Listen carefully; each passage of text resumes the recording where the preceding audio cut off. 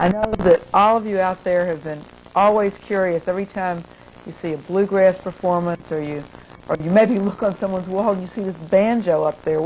I grew up here seeing the Beverly Hillbillies, and there was always, I think the first time it sort of universalized the banjo, because there was always that banjo music. What was it, Flat and Scruggs? Flat and Scruggs. Earl played Scruggs. It. And Earl Scruggs played it. But today, I want to welcome you to sit back and relax and kind of enjoy this segment of today's program, because you're really going to enjoy it. My friend Randal Morton is here, and I'm so glad that you're sort of back in town and you're able to come in here today. Thank you. I've known Randal for a long time, and I knew him when he and his brother used to do a lot of performances with us and things. His brother plays the guitar and now lives out west, so we have our banjo player here today. And before we start talking about the banjo and how Randal got into it, let's sort of pick up the level of energy, and let's play a little bluegrass music. Okay, I'll play you a quick banjo song. Can I get the hands warmed up?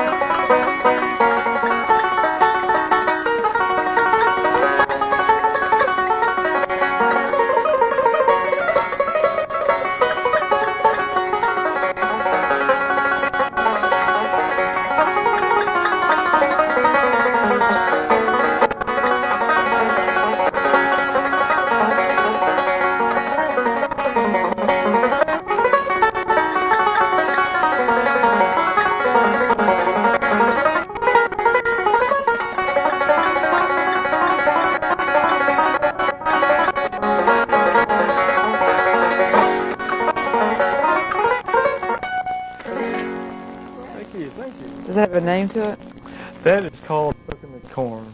Shucking the Corn. Huh? And I've kind of since named it kind of untraditionally Out of the Blue, because I kind of more improvise off of it. Yeah, it sounded, it was fun. It was fun. I enjoyed doing that. It's kind of like a wake up the fingers banjo thing. When you teach classes, that's the first thing you teach, so they can get your hands woken. Yeah, but a bluegrass format, because of Earl Scruggs, they say, well, I want to play like on the Beverly Hillbillies. Did they really say that? Or like on Deliverance or something like that, the movie. And it seems like movie or TV kind of boosts the banjo up quite a bit. So it kind of makes people say, hey, I'd like to do that, or it kind of brings it more out front for them. Do you remember the first time you heard a banjo play? I think it was back on the Lawrence Welk show. Oh, really? Years ago, as a kid, I went to my grandparents' house, and they had this TV show on with Lawrence Welk, and Don Reno was playing the banjo. And I remember seeing his right hand was what amazed me the most, was the fingers here, more or less than this part. And in reality, this part is the most difficult part of the banjo, but watching his fingers kind of really inspired me to say, well, that's kind of a neat thing going on. Well, when did you first pick up the banjo and start playing it? That was back in 1969. We were outside playing baseball in our cove, and our parents called us in, and we watched the Glenn Campbell show, and a young guy was on there, Larry McNeely was playing the banjo. And he was sitting there playing all these real complicated, really neat things, and I thought, gosh, that's what I like to do. So thereafter, we got a banjo, and I started taking lessons from a local guy in a wheelchair called Howard Floyd here in Memphis.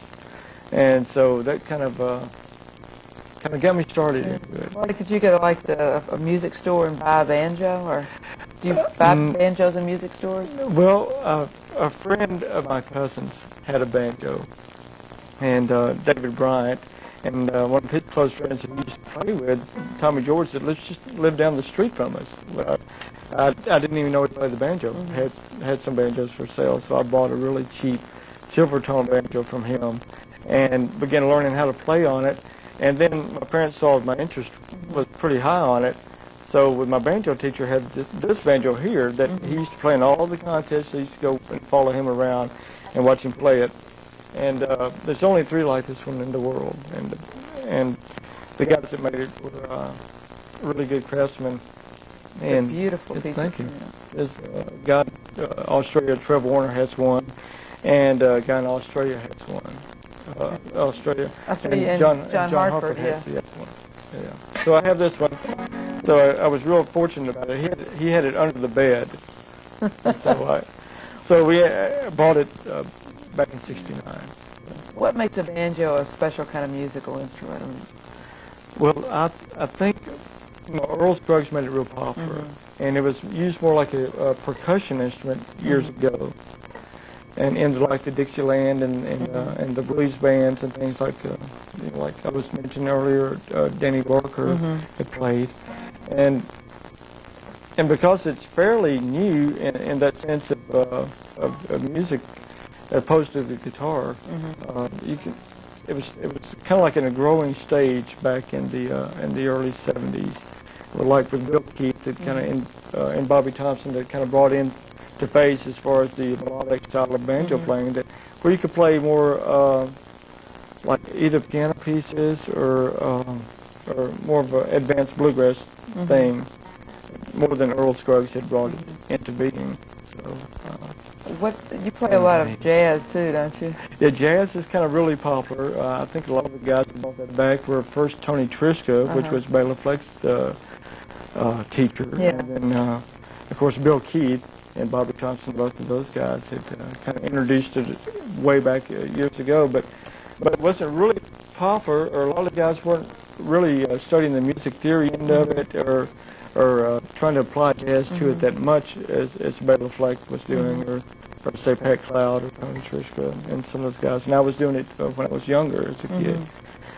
So it kind of separated it from bluegrass. So it's like a brand new puzzle that opened up where you could play different forms of music. If you just studied how to read music or music theory, it kind of opened the doors up to something new. And we told David Carter, the director, would put in a plug for the library, because before the show, when you were talking about, you literally studied music theory back going upstairs in the library here. I call this my college, my music theory college, because I would after school, I'd beeline it over here and check out the books on how to read music, and then I would study the music theory end of it too.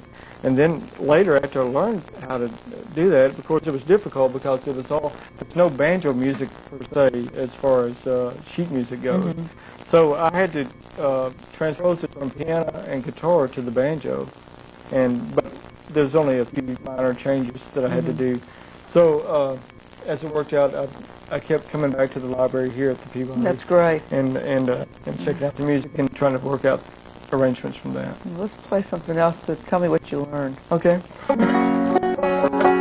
This is a piece called Opus 36 by Clementi. Let me tune it down a little bit for that.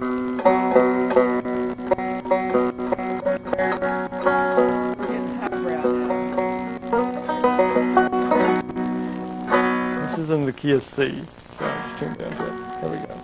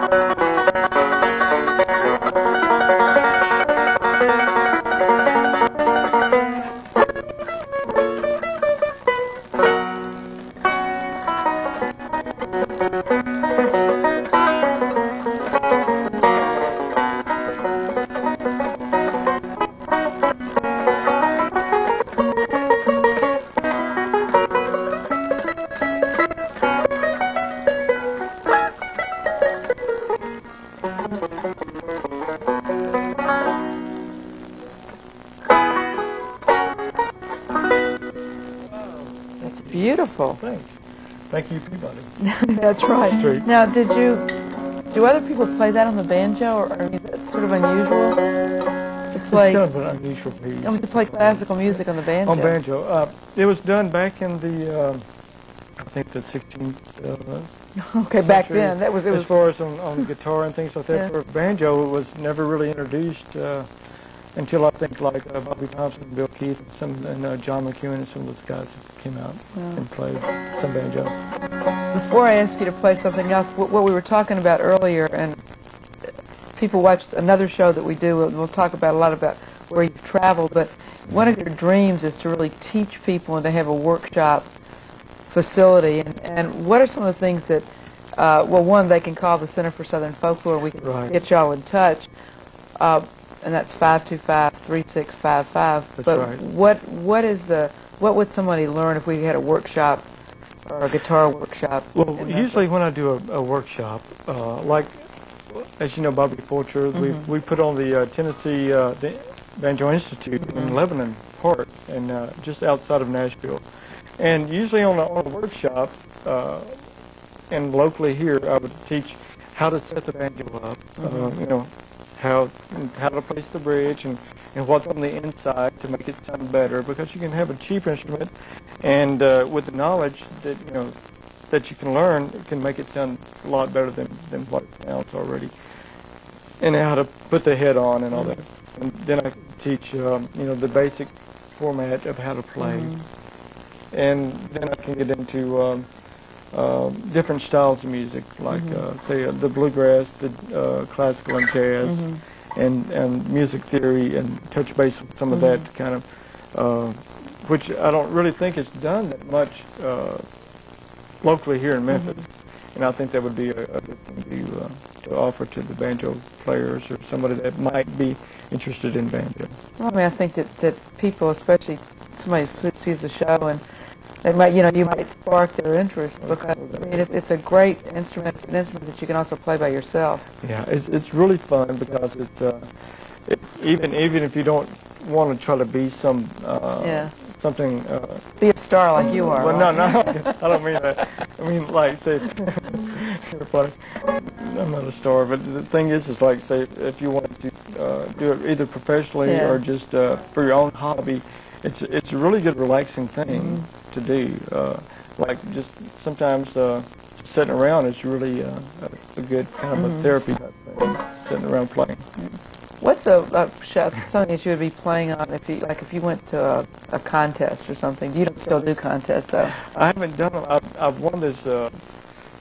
I used to play contests when I was a kid, all through the years. My brother and I, Mark O'Connor, used to travel a lot. His mom used to take us to places before we could drive, and we play all these bluegrass festivals all out through East Virginia and East Tennessee and all that.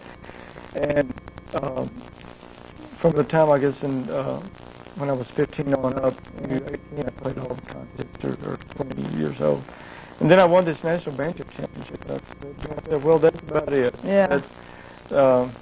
Actually, I didn't know it was the national banjo championship, like, out there already. Oh, really? Yeah. My brother and I, Mark O'Connor, went all the way up there, and I thought it was just for the guitar. And so I said, "Are you going to enter the banjo contest?" He actually said, "At the banjo contest." I said, "Well, okay, banjo contest." So I said, "Well, I didn't know there was one." And then I saw these later on. I saw these guys practicing and all that. So I went out to the car and got it, and I drew number 10. And my very favorite banjo players as a kid growing up was Don Reno. He was one of the judges, and they were all put out in a trailer with headphones on, where they couldn't see who was on, which was a fair thing to do. And you just called it by number. So Mark O'Connor had a mandolin, and it was usually everything mandolins played in A. A lot of good tunes that are easy for them to do. And so I worked out this song called Great Eagle, and I said, "Well, we'll just play Great Eagle since you had that, and then I'll play another song." So it went over real well, and it was more surprising, and you won. I won it, and I was really. Play a little bit. Can you play it? Do you remember that enough to play it? It's been a while. I had the capo in A. Let me see if I can play a little bit.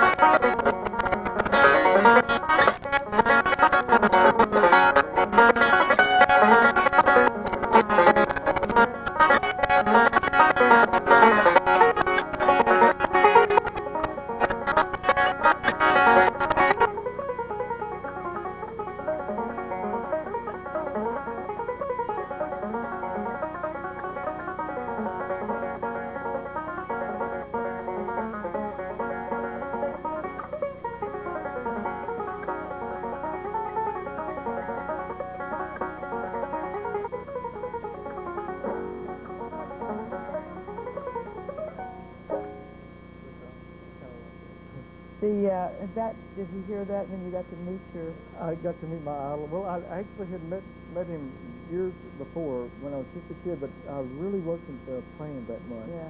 We were playing just a little bit, and Bill Monroe invited my brother and I up in Coleman, Alabama to play this festival. Well, we were there. He didn't invite us to play on the thing, but we happened to be there, and there was a spot open, so Bill asked us to play, and he was the father of bluegrass. I thought, gosh, this is incredible. And so I played, and then Don Reno played, and it's like a really neat experience to get to see him. And after the show, in between, late at night, he played this banjo, and I thought it was really neat the way he stopped to get attention to younger people and kind of inspired like that too. So he was a big inspiration to me. What are the kind of things you'd like to do in the future with your banjo? The banjo? Well, if I can find some, serious people in like saxophone or keyboards or things like that. Of course, Bela Flecker's doing more like a fusion thing, and what I want to do is more like, say, like a George Benson or Earl Cree type, more chord melody and a little bit more of a, it's like sticking to the melody type thing. Where I could play jazz, like maybe at some of the hotels here, or maybe look out at different locations. Well, even next year at the festival, if you want to, because I know that you like bluegrass, but the thing is, my feeling is that people need to do as much as they can do. Right. And if maybe next year, maybe you'll put it together a little bit differently. Yeah, I would like to. They're actually telling me to wind this segment up. So okay. I want to thank you. And, well, thank you, Judy. And we'll be back soon. Thank you. Thanks for watching.